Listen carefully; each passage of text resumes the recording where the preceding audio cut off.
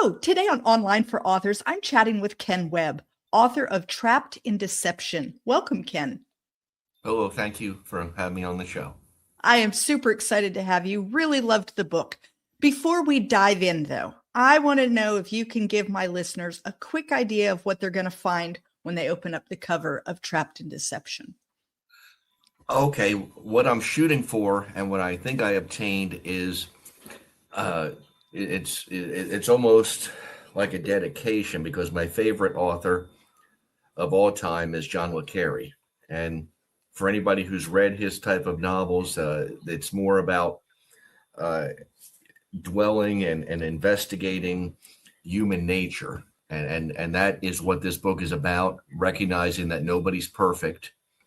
You're not going to find any perfect characters in the novel. I used to be a fan of well, I have to admit, I watched the movies, but of Ian Fleming's James Bond, things like that. But those heroes are just too good for life. And then you run into people like Jack Ryan, who, he smokes and he has a bad back, and sometimes he drinks too much. And so this is actually catharsis for me. One of my teachers here, I'm in Peru, and one of my teachers in 2023, I had a list of, I'm a list person. My goals of, I wanted to get fluent in Spanish, fluent in French, get my doctorate, and then write my book. So what the teacher said, is your book going to be about your doctorate? And I said, no. And he said, then why don't you just start? So I did start that night. Yeah, I love that.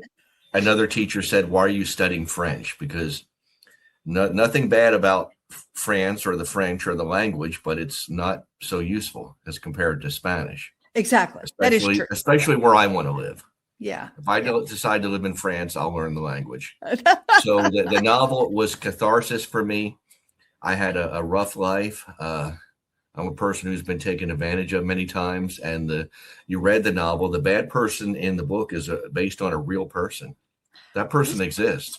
I was going to ask, and so we'll get to that. So some of the anecdotes in the book, and this won't spoil the book, but yeah, he would live in the Dallas-Fort Worth area of Texas. He did live there. That's true in the book. And it just so happens the hero of the book is loosely based on me, the exact same age as me, the same birthday, went to combat deployments the same time I was there.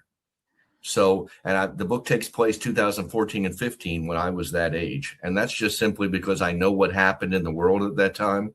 Right. And he would get dressed up, he and his roommate, and they would drive to Austin, Texas, maybe 3-4 hours, because that's an affluent place in Texas.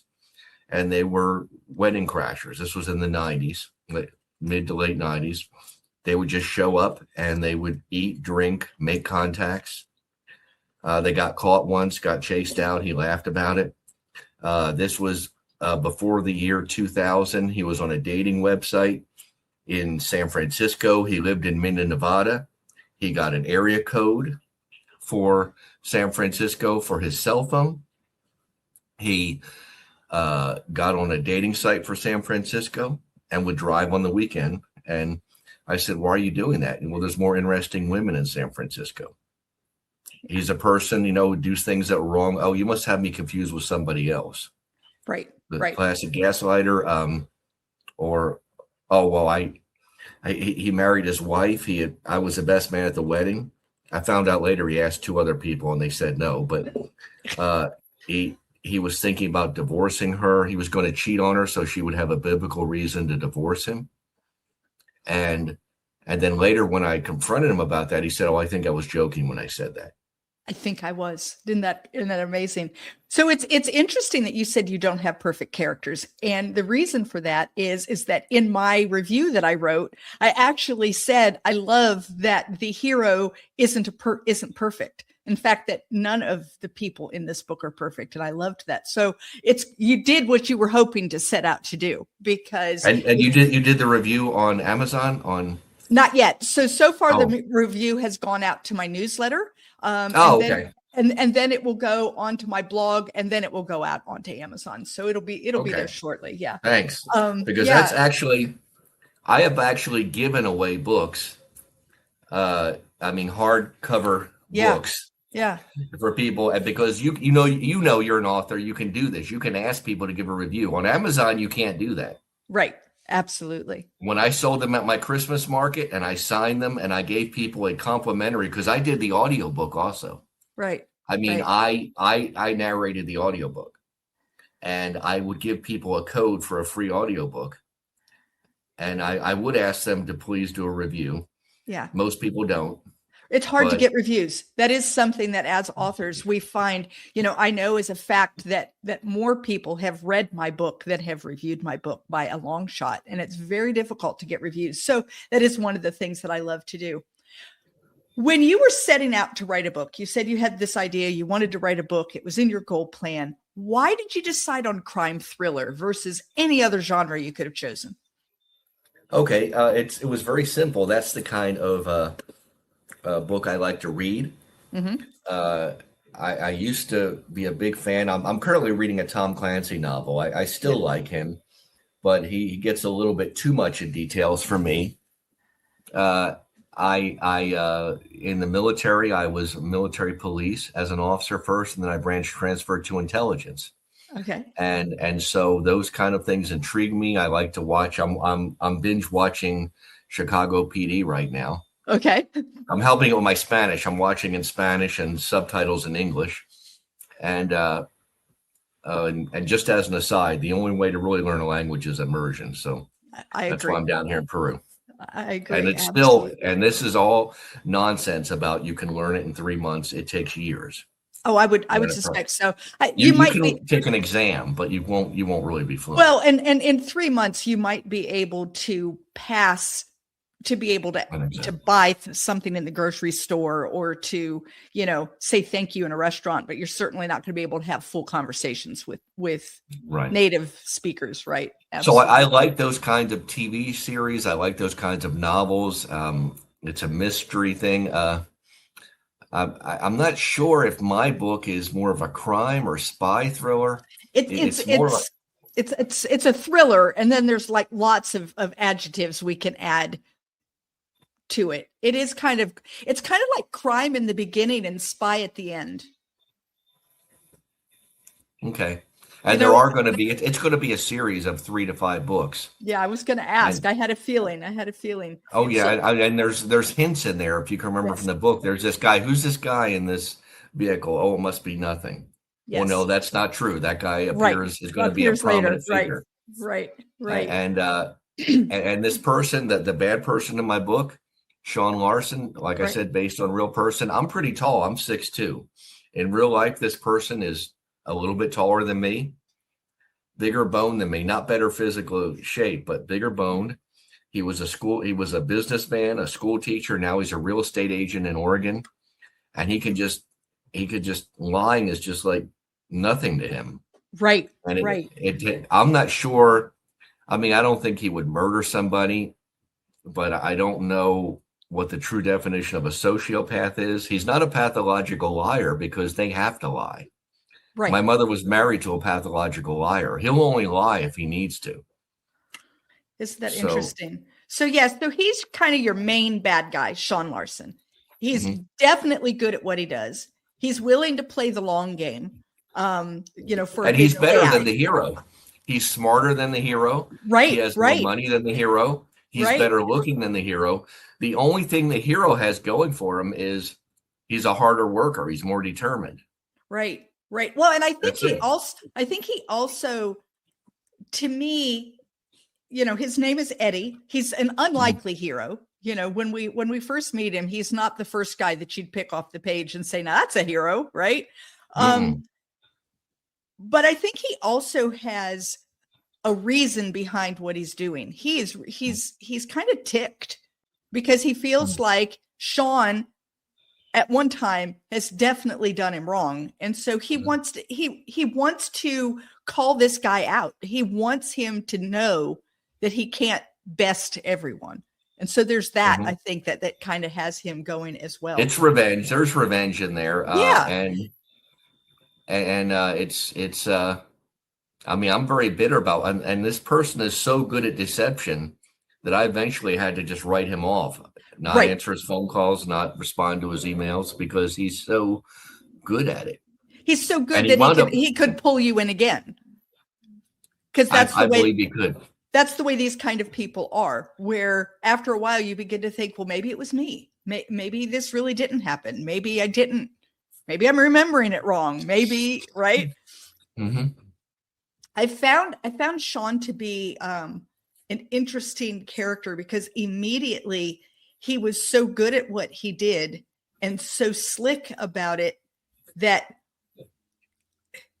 evil's kind of a strong term, but the evil in him actually made my skin crawl when I was reading the book because he did it.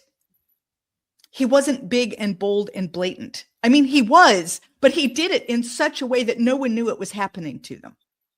He's picking up women. He's talking to people that he needs to help him with his plot. He's doing all of these things, and they are with him and have no idea. Mm-hmm. And I think the other thing that really got me is once he's headed to Peru, he immediately becomes a preacher, and he starts talking about being a preacher, and that's his way of getting people to believe him. Because people immediately calm down when a preacher's around. Yep. That's a person they feel they can confide in. Yep. It's a person they feel unthreatened by. He's trustworthy. Who would become a preacher that isn't trustworthy? And yet, in real life, we know of preachers who aren't trustworthy. Mm-hmm. And yet still we have that feeling that, oh, this is a preacher. Certainly I can tell him my problems, or I can trust him with, when a preacher says to you, oh, gee, I forgot my credit card. You don't have any problem picking up the tab. I mean, it's just that kind of thing, right? Mm-hmm. So I think you did a really good job with that too, giving him that persona that helped him kind of just keep scamming people. I was going to ask you, I know now, but why you ended up having Sean escape to Peru. I guess I only sort of know. What brought you to Peru, and why did you bring Sean Larson to Peru? It's a long story. I'll abbreviate it. I returned from Iraq. I was an OIF-1 in 2004. I'm a huge scuba diver. Went to the Bahamas, met a woman there who was getting divorced. She was from Peru. This was in June of 2004. Sent her an email. There was no WhatsApp. I came to Peru in September. She didn't even see the email. It might have been September, October. I met up with her. We dated while I was here. Stayed in touch with her. She wound up moving to the Bahamas. She wound up being my girlfriend. I went to see her before I went to Afghanistan in 2009. When I returned, I stayed with her for 90 days in the Bahamas. And we eventually broke up, but I stayed friends with one of her best friends. And her best friend was also a teacher. They hire people in the Bahamas to teach Spanish, often from mm-hmm. South and Central America, because they can pay them less than they pay their teachers. And the teachers are happy to get it because it's a lot more than what they make here. Right. So her friend developed cancer. She had stage 4 breast cancer when it was discovered. She moved from the Bahamas back to Peru to be with their family and for medical care. This was 2019. I was in Kuwait at the time. And she told me before she told her family, just because they would be upset. So I came to visit her in 2021. I stayed for 3 weeks, did Machu Picchu, and then I came back the following year, did 3 weeks, and then I came back again. And at that point, right after I retired from the Army in 2022, I stayed again for 63 days, and I came back again and again, and eventually she died. I was down here for a year, and then my mother got sick. I went back, and my friend died in March. My mother got very sick in June. I went back in July. My mother died the end of 30 July. I had to take care of her estate.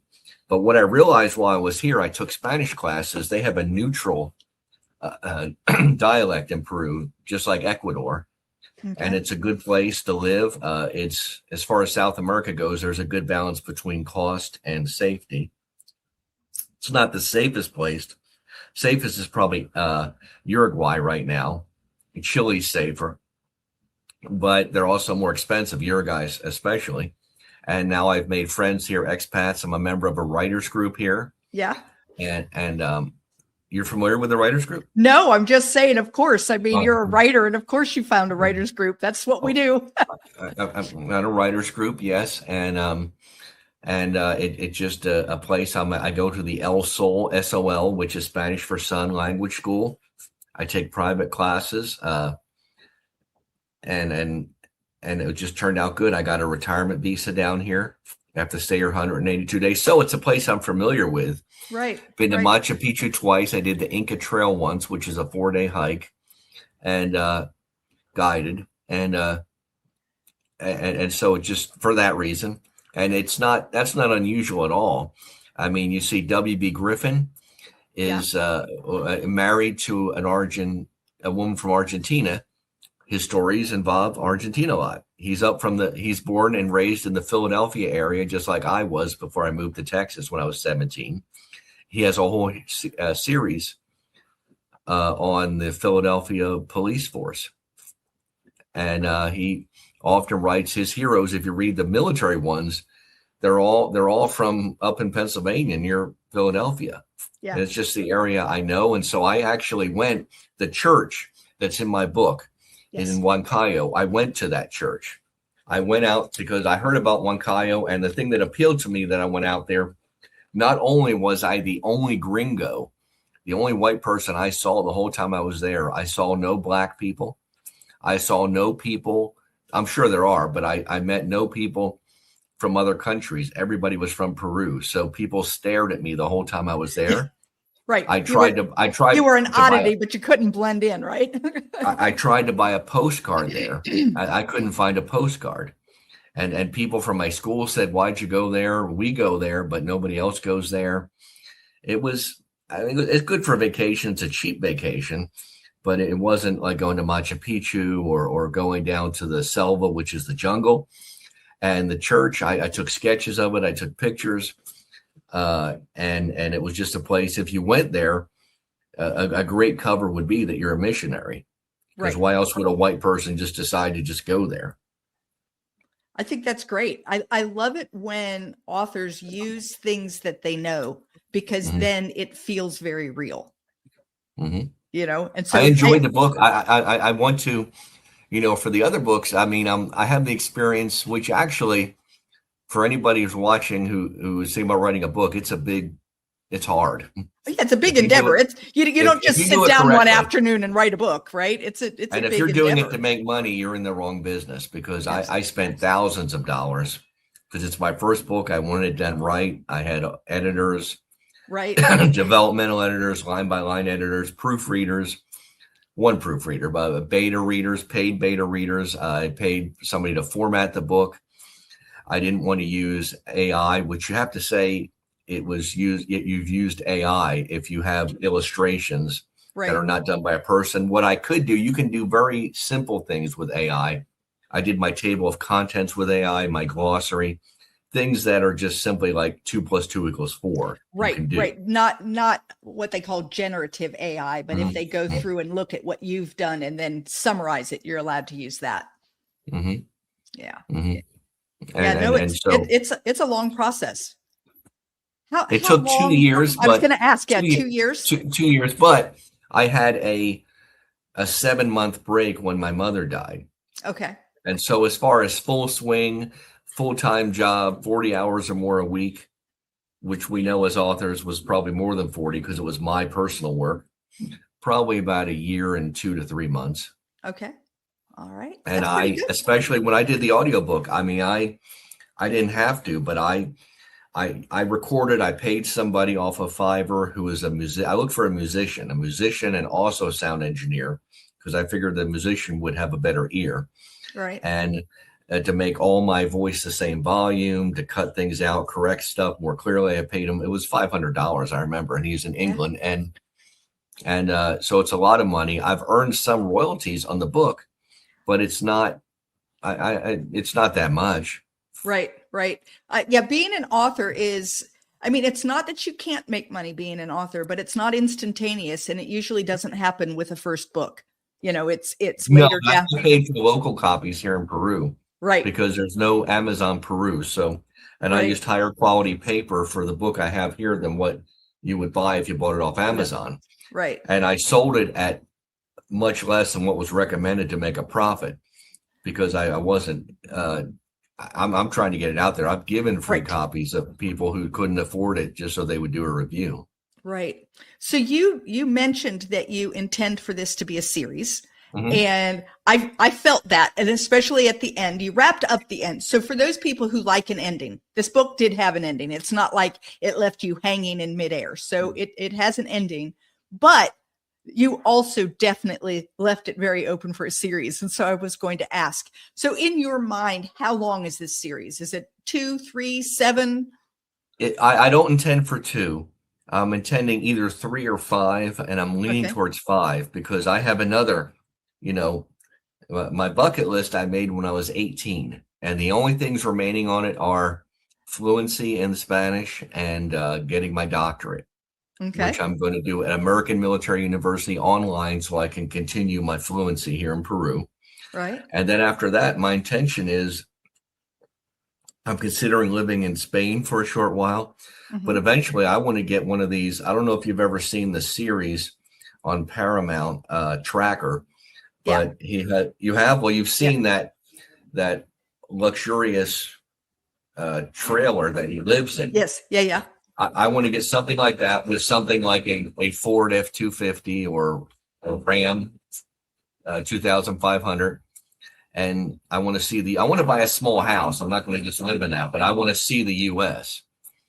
and see it properly. I've been to a lot of places in the U.S., but I want to live there for a while and just see it. See, But actually be part of it. You might enjoy a book. It's called 10 Little Rules for Understanding the U.S. or Understanding America. I don't remember which one it was, but it's a guy who visited every county in every state of the United States.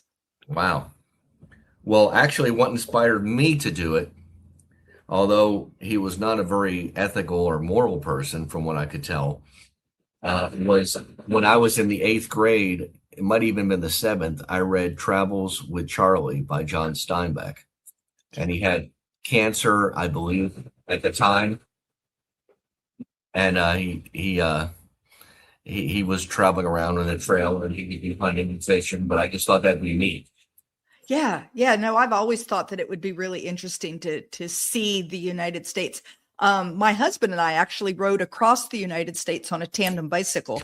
And we started in Astoria, Oregon, and finished in Washington, D.C. So I didn't see the whole of the United States, but the parts that I saw very clearly because, an average of 10 miles an hour, you get to see a lot of things you wouldn't see if you were in a car. A tandem bicycle, like you're both. A 2-seater. Yeah. Isn't that hard? Yes, it's very hard.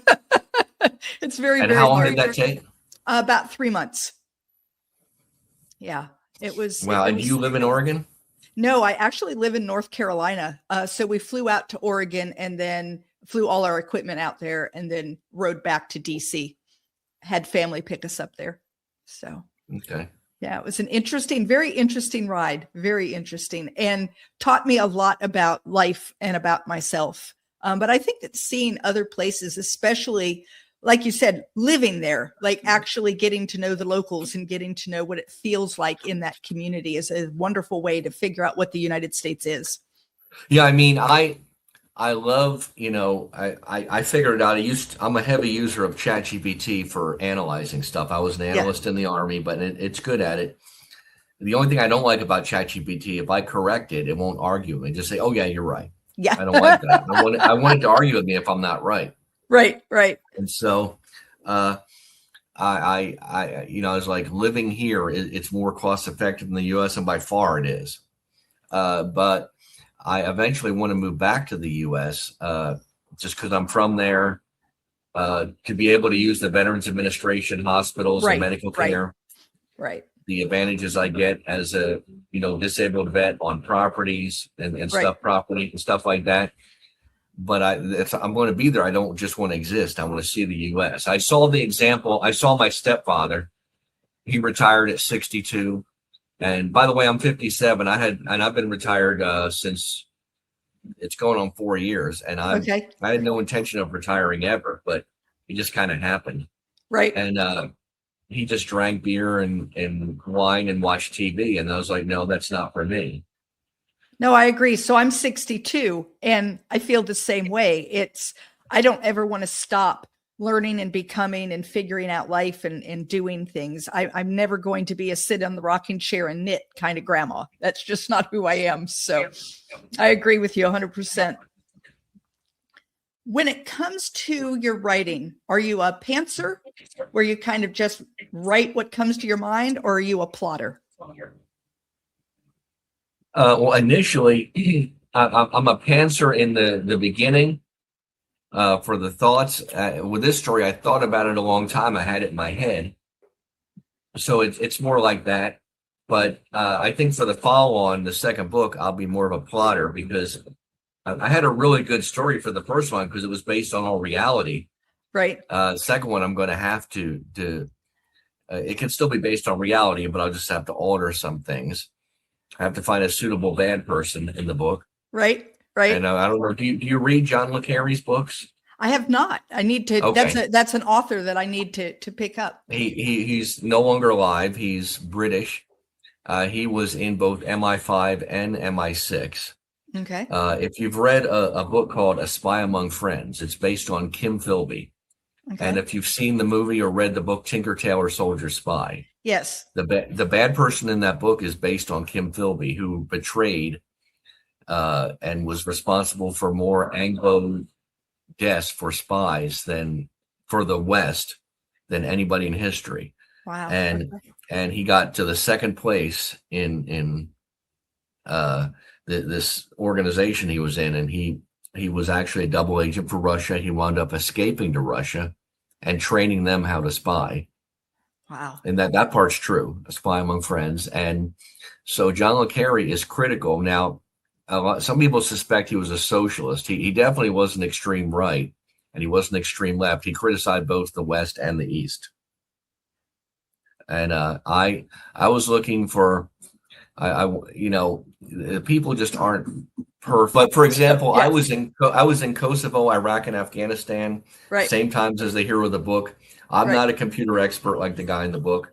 I've always struggled with my weight while I was in the Army, ever since I hit my 30s, just like the guy in the book. But I don't want more wars. And so the novel is also about, we trying to, we're in the right, but there's still some stuff going on. There's always gray areas. Yeah, I think that there's, and that's what I really enjoyed about your book was that it isn't black and white, that there's a lot of gray, and it lets Eddie Lutt, the hero, his motivation, I want to do right. And he's also about revenge. Yeah. He wants to do right, but isn't it, nice that his revenge can kind of go along with what he believes is right. He loves that. And he's not a thief, but he doesn't mind getting paid well. Right. Absolutely. So Ken, if someone wanted to talk to you more about your writing life or about your books, about even living in Peru, what is the best way for them to learn more about you, to learn more about your book? Okay. I have a website. Yeah. And it is kenwebb69.com. Okay. And that's Webb with 2 B's, guys. Yes, Ken Webb. And the 69 is the year I was born. I got some comments about that, but it's Ken Webb. That's all that is. It's the year I was born. kenwebb69.com. And, from that page, I also have YouTube. I haven't been as active on it as I used to be, but I'm going to get back on it. I also have YouTube. There's a website that you can find. And you joined my yes, I did. Website. Yeah, I did. And so it's going to be 3. There will be at least 3 books in the series. I don't know how quickly they'll come out. I don't think they'll be done in 2 years from the last one. Kind of alluding to going back to rather what I was talking about with the whole thing of traveling the U.S. I want to write about my adventures while I'm traveling as well. Yeah. Even though it looks like at least 2 other people have done it. Well, the thing is those kinds of books actually do really well because there are a lot of people who want to travel and can't. And so they travel through other people. And so I think that would be a wonderful book. Well, Ken, I want to thank you so much for being with me. Listeners, run out. Yeah, run out, grab the book. It's Trapped in Deception. You're going to love it.